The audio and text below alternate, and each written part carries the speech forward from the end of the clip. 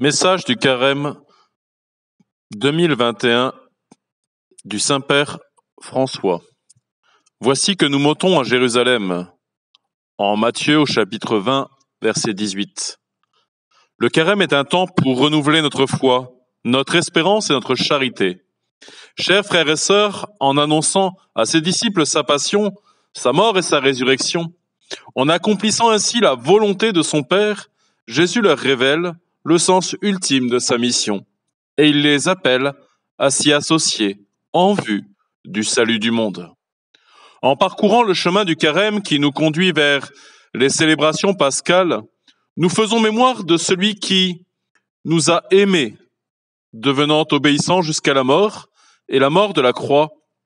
Philippiens 2, verset 8. Dans ce temps de conversion, nous renouvelons notre foi. Nous puisons l'eau vive de l'espérance et nous recevons le cœur ouvert, l'amour de Dieu, qui fait de nous des frères et des sœurs dans le Christ. Dans la nuit de Pâques, nous renouvellerons les promesses de notre baptême pour renaître en hommes et femmes nouveaux par l'intervention du Saint-Esprit. L'itinéraire du Carême, comme l'itinéraire chrétien, est déjà entièrement placé sous la lumière de la résurrection qui inspire les sentiments, les attitudes, ainsi que les choix de ceux qui veulent suivre le Christ. Le jeûne, la prière et l'aumône tels que Jésus les présente dans sa prédication au chapitre 6 de Saint Matthieu, du verset 1 à 18, sont les conditions et les expressions de notre conversion. Le chemin de la pauvreté et du manque, le jeûne, le regard et le geste d'amour vers l'homme blessé, l'aumône, et le dialogue filial avec le Père, la prière, nous permettent d'incarner une foi sincère, une vivante espérance et une charité active. Point numéro 1. La foi nous appelle à accueillir la vérité et en devenir des témoins devant Dieu, devant tous nos frères et sœurs. Pendant ce temps de carême, recevoir et vivre la vérité manifestée dans le Christ, c'est avant tout se laisser toucher par la parole de Dieu, avec un P majuscule, qui est transmise de génération en génération par l'Église. Cette vérité n'est pas une construction de l'esprit qui serait réservée à quelque intelligence supérieure ou séparée. Elle est un message que l'on reçoit, que l'on peut comprendre grâce à l'intelligence du cœur ouvert à la grandeur de Dieu qui nous aime, avant que nous-mêmes nous en ayons conscience. Cette vérité, c'est le Christ lui-même qui, en assumant pleinement notre humanité, s'est fait voix. Exigeante mais ouverte à tous, conduisant à la plénitude de la vie. Le jeûne, vécu comme une expérience du manque, conduit ceux et celles qui le vivent dans la simplicité du cœur à redécouvrir le don de Dieu et à comprendre notre réalité de créature à son image et ressemblance, qui trouvent en lui leur accomplissement. En faisant l'expérience d'une pauvreté consentie, ceux qui jeûnent deviennent pauvres avec les pauvres, et ils amassent la richesse de l'amour reçu et partagé. Comprise et vécue de cette façon, le jeûne nous aide à aimer Dieu et notre prochain, car, comme saint Thomas l'enseigne, il favorise le mouvement qui amène à concentrer l'attention sur l'autre en l'identifiant à soi-même, dans l'encyclique Fratelli Tutti au numéro 93. Le carême est un temps pour croire, c'est-à-dire pour recevoir Dieu dans notre vie et pour le laisser établir sa demeure en nous. Au chapitre 14, verset 23. Jeûner consiste à libérer notre existence de tout ce qui l'encombre, même de ce trop-plein d'informations, vraies ou fausses, et de produits de consommation pour ouvrir la porte de notre cœur à celui qui vient jusqu'à nous, pauvre de tout, mais plein de grâce et de vérité. Chapitre 1 de Saint Jean, verset 14. Le Fils de Dieu est Sauveur. Point numéro 2.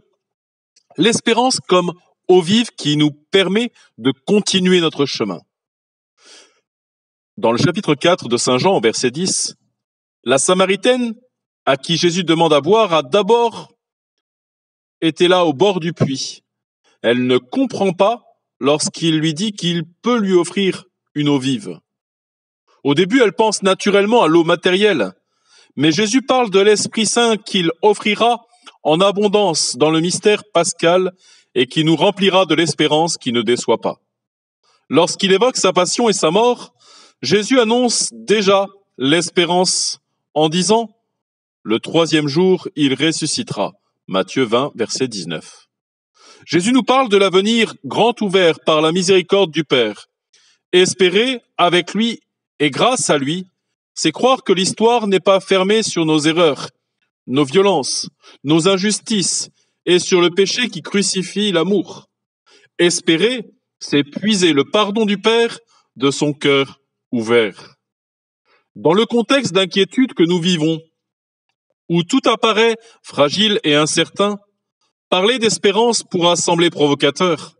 Le temps du carême est un temps pour espérer, pour tourner de nouveau le regard vers la patience de Dieu, qui continue de prendre soin de sa création, alors même que nous l'avons souvent maltraitée, cette création.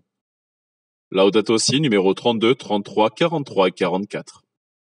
C'est l'espérance en la réconciliation avec saint Paul. Dans cette exhortation, laissez-vous réconcilier avec Dieu. Deuxième épître de saint Paul aux Corinthiens, chapitre 5, verset 20.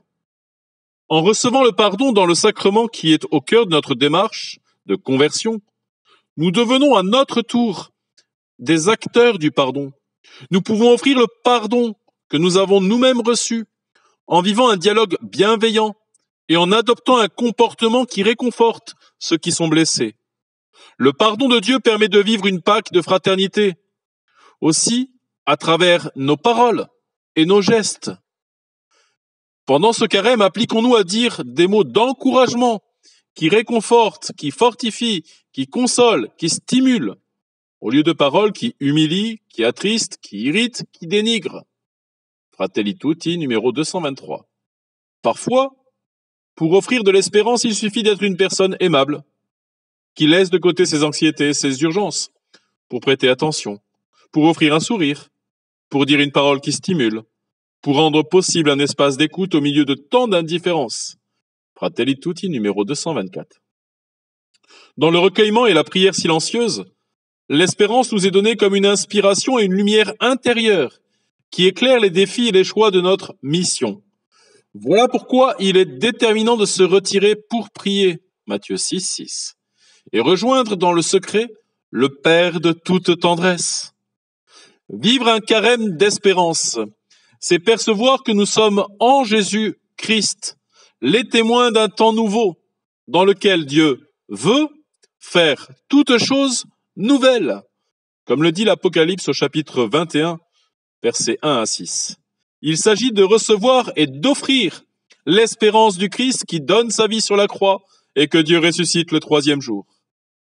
Saint Pierre nous dit dans son épître au chapitre 3 et au verset 15, « Soyez prêts à répondre à qui vous demande des raisons de l'espérance qui est en vous. » Point numéro 3.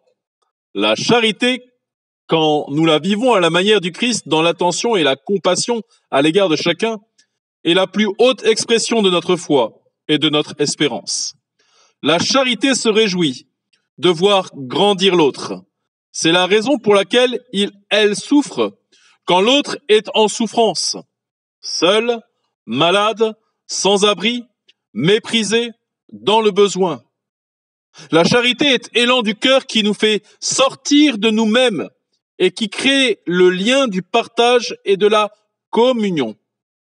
Grâce à l'amour social, il est possible de progresser vers une civilisation de l'amour à laquelle nous ne pouvons nous sentir autrement qu'appelés. La charité, par son dynamisme universel, peut construire un monde nouveau, parce qu'elle n'est pas un sentiment stérile, mais la meilleure manière d'atteindre des chemins efficaces de développement pour tous. Fratelli Tutti, numéro 183. La charité est don. Elle donne sens à notre vie. Grâce à elle, nous considérons celui qui est dans le manque comme un membre de notre propre famille, comme un ami, comme un frère. Le peu, quand il est partagé avec amour, ne s'épuise jamais, mais devient une réserve de vie et de bonheur. Ainsi en fut-il de la farine et de l'huile de la veuve de Sarepta, quand elle offrit la galette au prophète Élie, souvenez-vous, au chapitre 17 du premier livre des rois. Ainsi en fut-il des pains multipliés par Jésus, bénis, rompis, donna aux disciples pour qu'ils les offrent à la foule, en Marc au chapitre 6 et au verset 30. Ainsi en est-il de notre aumône modeste ou grande, quand nous offrons dans la joie et dans la simplicité. Vivre un carême de charité, c'est prendre soin de ceux qui se trouvent dans des conditions de souffrance, de solitude ou d'angoisse à cause de la pandémie du Covid-19. Dans l'impossibilité de prévoir ce que sera demain, souvenons-nous de la parole adressée par Dieu à son serviteur. Ne crains pas, car je t'ai racheté. Isaïe 43. Offrons avec notre aumône un message de confiance et faisons sentir à l'autre que Dieu l'aime comme son propre enfant.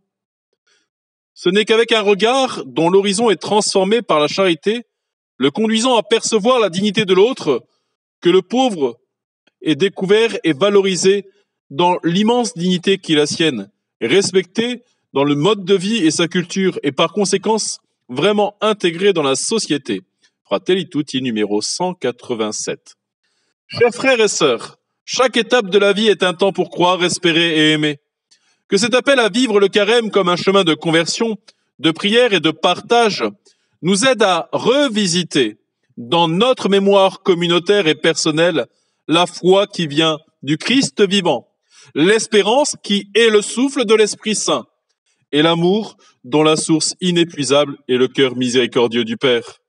Que Marie, mère du Sauveur, fidèle au pied de la croix et au cœur de l'Église, nous soutienne par sa persévérance prévenante et que la bénédiction du ressuscité nous accompagne dans ce chemin vers la lumière du Christ.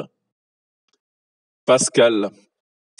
Donné à Rome, près de Saint-Jean-de-Latran, le 11 novembre 2020, en la mémoire de Saint Martin de Tours, pape François.